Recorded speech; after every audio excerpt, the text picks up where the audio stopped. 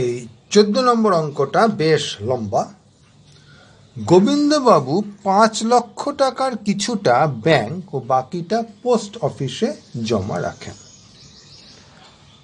প্রতি বছর সুদ বাবদ তিনি 33,600 টাকা পান। ব্যাংক আর পোস্ট অফিসে বার্ষিক সরল সুদের হার দেওয়া আছে। ব্যাংকে 6% আর পোস্ট অফিসে 7.2%। প্রশ্ন হচ্ছে তিনি কোথায় কত টাকা রেখেছিলেন।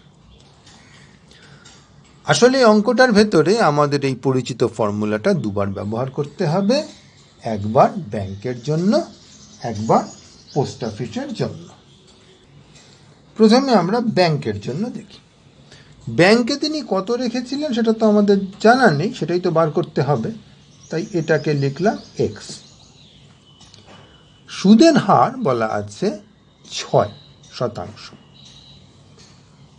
আর সময় সেটা বলা আছে প্রতি বছর, তার মানে এখানে 1 বছরের হিসেব হচ্ছে।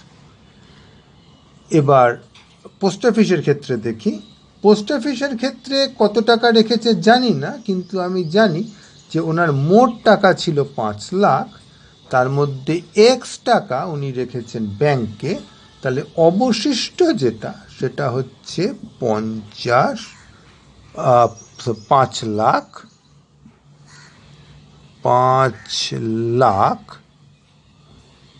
বিয়োগ এক্স। সেই টাকাটা উনি পোস্ট অফিসে রেখেছেন।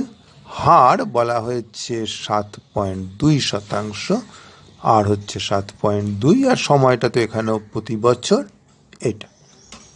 তাহলে উনি এখান থেকে কিছু সুদ পাবেন।